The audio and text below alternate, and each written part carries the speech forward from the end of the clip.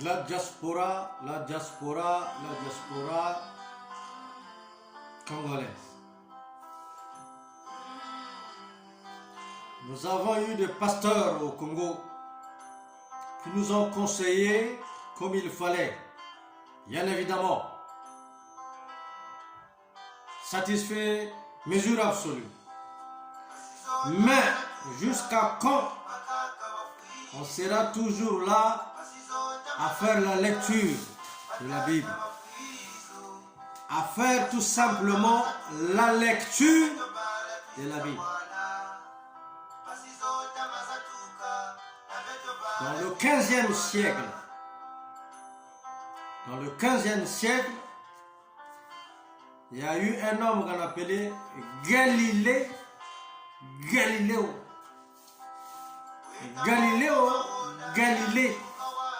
dans la ville de Florence, en Italie, bien que protesté par l'Église catholique. Mais il n'a pas changé de vision. Il n'a pas cédé à l'oppression. Parce qu'il est opprimé. Il n'a pas cédé à ce qui était une maltraitance physique. Bien évidemment, il est resté toujours dans le bon sens. Pourquoi? Parce que William Wallace en Écosse, il y a eu un leader écossais. Il y a eu un leader écossais en la personne de William Wallace qui a ramené l'indépendance à l'Écosse.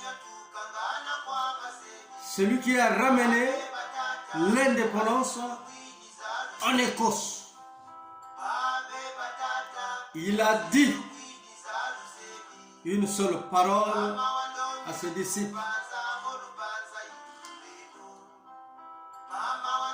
Nous sommes outragés, opprimés, mais ne nous décourageons pas. Faisons la mêlée et le percé. Avançons devant. Peut-être un jour, on sera ce que nous voulons.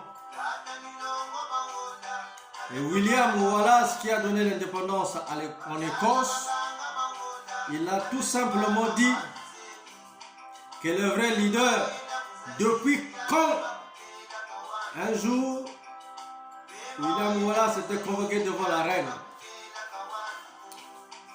pour changer de conviction, pour arrêter ses réclamations. Mais William Wallace, il a tout simplement dit, les vrais leaders, c'est des gens qui sont nés dans l'extraordinaire. Et il a posé une question à la reine. Depuis quand les vrais leaders, ils suivent les titres et la fortune? Depuis quand les vrais leaders suivent les titres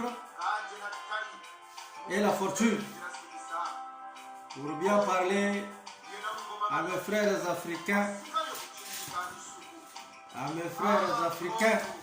ou mes soeurs africaines, nous avons un exemple palpable, un exemple tacite en la personne de Nelson Mandela, qui a été opprimé depuis des siècles et des jours.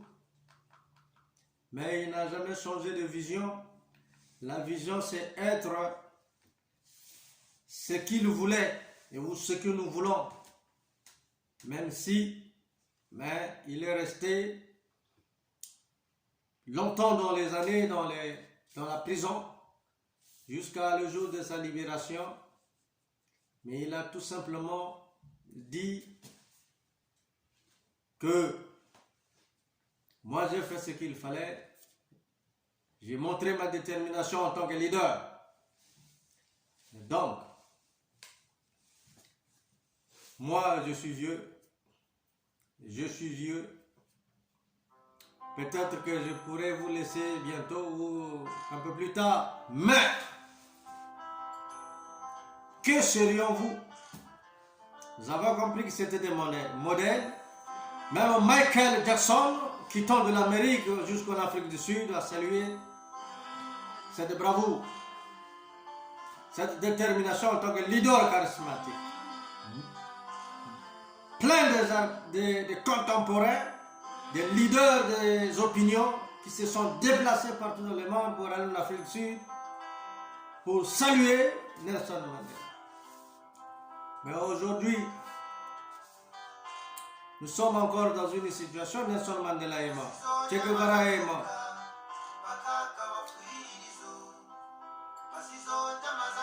Nous sommes encore dans le questionnement. Nous sommes encore dans le questionnement. Que serions-nous après le confinement?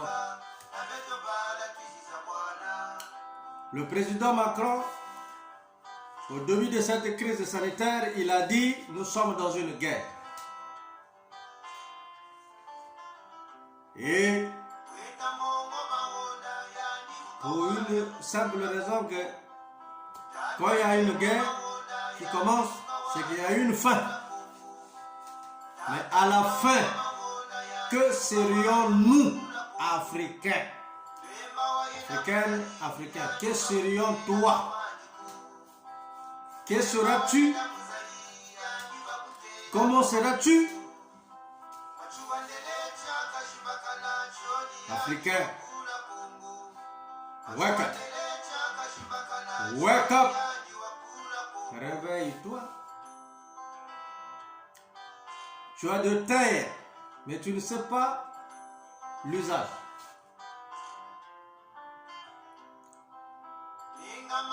Tu as des terres, mais tu ne sais pas quoi en faire.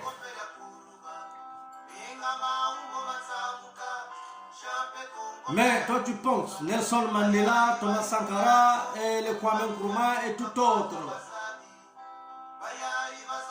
Comme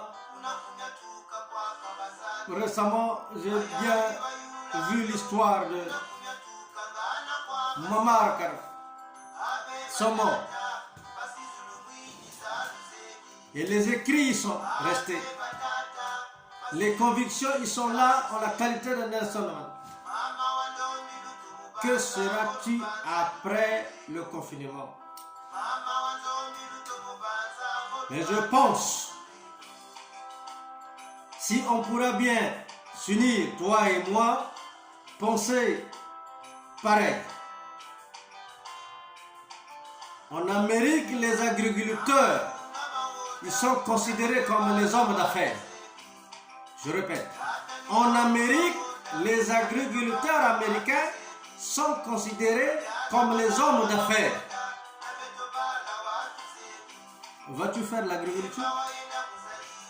Vas-tu t'intéresser à l'agriculture qui va te donner le surmont de la vie?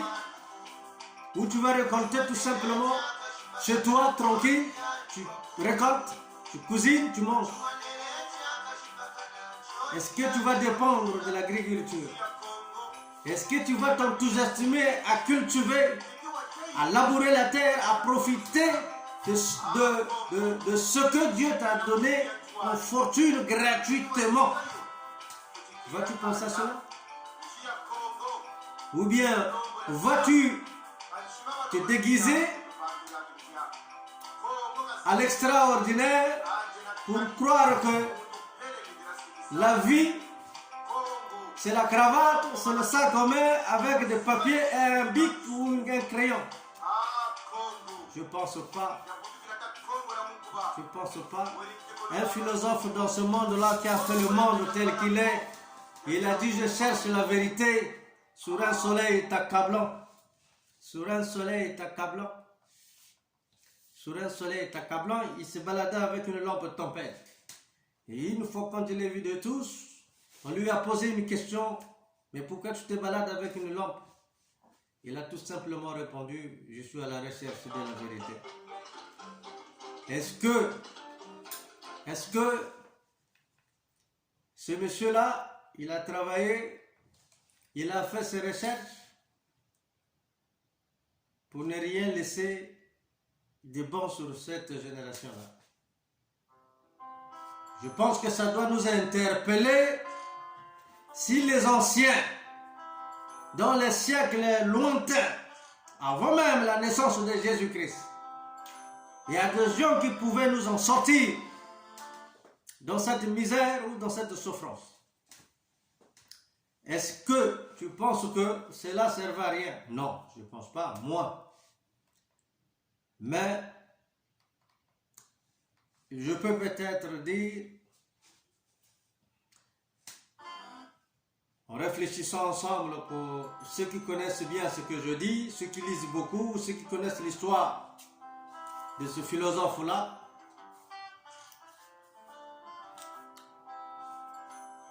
qui s'est baladé avec une lampe tempête dans la journée pour chercher la vérité. Il ne l'a pas eu, certainement, mais c'était des siècles passés. Mais dans nos siècles à nous, on peut bien encore réfléchir de plus belle manière pour trouver nos solutions sans bruit, sans distinct, sans critique. Donc,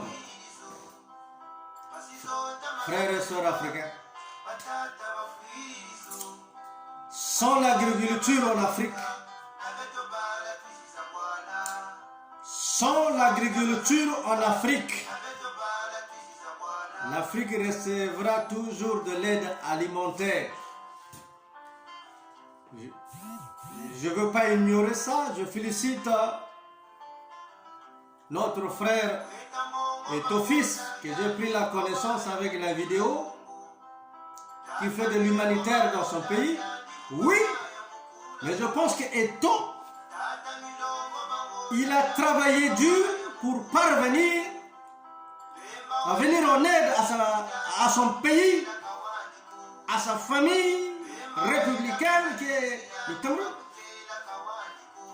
Un exemple. Donc, peu importe. Il y a Drogba en Côte d'Ivoire qui a pris l'initiative de venir en aide par rapport à cette crise de coronavirus, de venir en aide pour sa population ivoirienne, pour distribuer selon ce que j'ai vu sur Internet. C'est bien. Mais la qualité de ces gens-là, il y en a combien? Posons-nous une question, hommes et femmes africains. Posons-nous une question. Ils sont combien? Nous avons la terre gratuitement avec la possibilité de cultiver sans problème, avec l'aide de la nature. Les plantes poussent comme il faut, sans beaucoup d'efforts. Il y a certains pays pour cultiver, il faut mettre beaucoup d'ingrédients pour que les plantes poussent. Mais nous, en Afrique, on n'a pas besoin de tout ça. Tu prends une graine de cacao, tu jettes, demain tu reviens, ça repousse. Est-ce que voudrons-nous un jour s'intéresser à l'agriculture? Retour à la terre. Pour que tu prends ton cacao, tu manges. Tu prends ta maïs, tu cultives le maïs, tu prends, tu manges. Tu cultives le manioc, tu prends, tu manges. Voudrons-nous toujours être dépendants de l'exporter, de l'importer plutôt, de l'importer, excusez-moi. Voudrons-nous toujours être exposés à attendre l'importer, ignorant que nous avons la possibilité de manger nous-mêmes facilement sans attendre l'importer. Une question vous est posée, Africains, Africaines. Une question vous est posée. Attendrons-nous toujours l'importation ou développons nous-mêmes notre alimentation? une question vous est posée.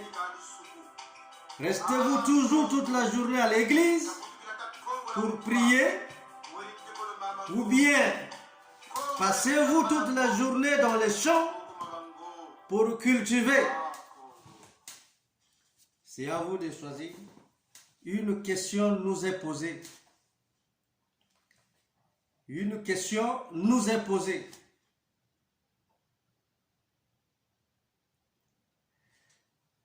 Je remercie tous les gens qui font partie de l'alimentaire et de l'agroalimentaire en Afrique, particulièrement au Congo. Comme la charité bien ordonnée commence par soi-même. Je remercie les gens qui font l'agroalimentaire au Congo, qui font l'agriculture au Congo. Ne vous lassez pas, prenez courage et allez en avant. Aujourd'hui, vous mangez le foufou, le manioc. Personne ne va vous amener ça, sinon que vous-même. Mais je vous félicite parce que depuis des décennies, nos mamans, nos soeurs, nos grands frères, nos parents, nos jeunes, ils se sont mis dans l'agriculture pour fabriquer du manioc, cultiver le maïs, les arachides et tout consort. Dans l'agroalimentaire, ceux qui font l'élevage, ne vous lassez pas. Continuez en avance malgré les étapes, les épreuves que vous surmontez. Ne vous lassez pas. Allez en avant. Je pense qu'un jour, on se dira, on a fait mon travail. Ceux qui font l'agroalimentaire, ceux qui élèvent les cochons, le bœuf, les moutons, les cabris, les lapins, ainsi de suite. Ne vous lassez pas, continuez à élever tous ces bétails, tous ces animaux qui servent à la nutrition, qui servent à l'agroalimentaire. Ne vous lassez pas malgré le découragement. Continuez à percer la mêlée. Il ne faudrait pas que vous pensiez qu'il y a quelqu'un d'autre qui viendra vous élever les cochons, les moutons, les cabris, les lapins et tout consort. Non. Non. Non. Je vous remercie parce que je sais que vous êtes courageux. Continuez-en. Mais j'interpelle la conscience des jeunes gens. Les jeunes du Congo-Brazzaville. Les jeunes, hommes et femmes. Ne rêvez pas que le vrai travail consiste à aller dans un bureau pour signer les papiers. Non. Ou ceux qui se disent que je dois faire la politique pour être riche. Non. Le président Gbagbo en Côte d'Ivoire a dit, celui qui veut être riche, qu'il ne s'intéresse pas de la politique. Parce que la politique ne donne pas l'argent. La politique ne donne pas l'argent. Ce qui donne l'argent, c'est les affaires, c'est le business. En grosso modo, c'est travailler dur. Psychologiquement, physiquement, mentalement, travailler dur pour développer l'idéologie. Vous allez peut-être dire que non, pourquoi je dis ça? Mais je vous rappelle que le président Donald Trump en Amérique, il n'a jamais été politicien. Il n'a jamais été politicien. Je vous le dis, vous pouvez bien vérifier pour ceux qui ne connaissent pas. Le président Trump, il n'a jamais été politicien, mais il n'a été qu'un homme d'affaires dans sa vie. Mais il est compté parmi les milliardaires du monde entier. Donc, pour être président, c'est une simple formalité pour essayer de donner son savoir à la nation, contribuer, pour qu'il ne soit pas perçu comme quelqu'un qui n'a rien fait pour l'Amérique. Il devient président pour un devoir civique. J'ai fait ma fortune, bon, j'ai des idées comme ça, je vais proposer les idées aux Américains. Mon frère, ma soeur, depuis Michael Montouari et Pembe Chero, et pour les artistes féminins que je ne connais pas, on n'a plus des artistes féminins qui chantent. On n'a plus de femmes qui chantent au Congo-Brazzaville. On n'a plus des artistes congolaises qui chantent au Congo-Brazzaville. Mais les femmes, vous attendez quoi? Les femmes, vous attendez quoi? Vous attendez quoi? Dites-moi, quand vous secouez, hein, pour vous dire que ne réveillez-vous, vous êtes déjà réveillés. Vous êtes déjà réveillés. 22e siècle, à la fin ou au début de ce confinement-là, les femmes, vous avez observé tout ce qui se passe dans le monde. À Brazzaville, à Pointe-Noire, à Kaï, à Doloji, à Ouesso, je ne sais pas, au Wando, toutes les villes du Congo-Brazzaville. Toutes les femmes, mettez-vous à travailler. C'est en travaillant qu'on va essayer de nous en sortir ensemble. Ngolo Mouyika. N'attendez pas seulement que pour même cultiver un maïs, il faut le gouvernement. Mais non. Ou pour élever les cochons, il faut le gouvernement. Non. Toi, tu as un cochon, tu as 50 000, 200 000, achète 2 cochons. Mets-les hommes, femelles, mâles, mets-les en couple, demain tu as les jumeaux. Le cochon, il donne beaucoup des enfants. On nous donne si, je ne sais pas, le cycle de comment les cochons ils mettent. Mais je sais que les cochons, ils mettent une progéniture indéfinie. 10, 20, 5, 8. Pour une année, tu n'avais que 2. Tu as maintenant 3 ou 10. En 5 ans, tu auras une ferme. Tu pourras vendre les ngulumanko à tout le territoire congolais. Et tu ne vas pas mourir de faim. Tu seras même sollicité parce que toi, tu as le cochon. Tu vois l'engouloumango, le ngoulou, comment pour faire l'engouloumango? Jeunes gens, la jeunesse congolaise, la diaspora ne rêve plus, le temps de rêver est fini. Nous allons rentrer dans le 22e siècle. Il faut rêver. Il faut oser à rêver. Allez travailler la terre. Faites l'agriculture. Faites l'agroalimentaire. Je pense que cela vous sera agréable. Et vous allez vous en sortir. Vous allez pas encore vous plaindre qu'on n'a pas mangé, on n'a pas payé.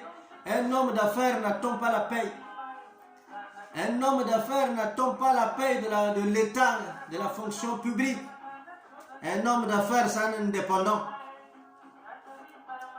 Il vend son article, il gagne de l'argent, il rentre chez lui, il est tranquille. Tranquille. Ni dingue dingue, tranquille. Donc il fait la cuisine avec sa femme, ses enfants, il mange à sa tête. Les enfants, ils vont dans les grandes bonnes écoles privées. Tranquille, il n'a rien à foutre. J'interpelle votre conscience, après le confinement, la diaspora congolaise au pays, Pointe-Noire, Dolozi, Kaï, Brazzaville et les autres villes. Mettons-nous à travailler la terre. Mettons-nous à travailler la terre. Notre bonheur viendra là. Notre bonheur viendra là. Ma prière est que le Seigneur bon Dieu qui a créé la terre et le ciel nous fortifie, nous donne le courage, qu'il se révèle puissamment en nous et nous donne l'envie de créer, de découvrir, de lui comprendre et de mettre l'orgueil, l'autosuffisance à côté, de nous comprendre, de comprendre la volonté de Dieu. Et lui qui nous fortifie, qui nous donne le courage de travailler dur la terre pour avoir indépendamment à manger. Et que l'agriculture, je pense que sera de nous un atout pour se développer sans attendre l'aide alimentaire qui viendra d'importation. Nous avons une terre bénie.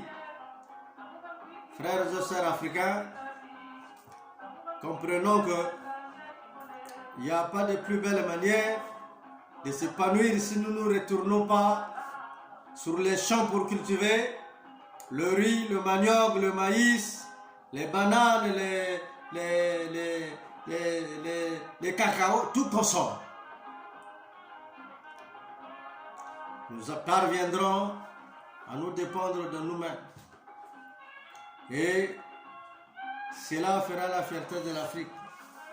Mes chers amis, je pense que ce message-là, s'il y a quelqu'un qui pouvait bien ajouter quelques arguments, il peut faire aussi une vidéo pour nous conseiller au temps de confinement, pour nous partager les idées, pour nous ajouter les idées, pour qu'on parvienne à pousser au-delà, pour que demain, qu'on devienne ce qu'il faut, pour devienne aussi un continent ou une nation forte qui peut dire oui, moi je suis de tel pays et de telle région, et ça, de tel continent, et ça sera peut-être quelque chose de bien. Je m'arrête par là et je salue tous les Africains, tous les Africaines. Vive l'Afrique et vive aussi le monde.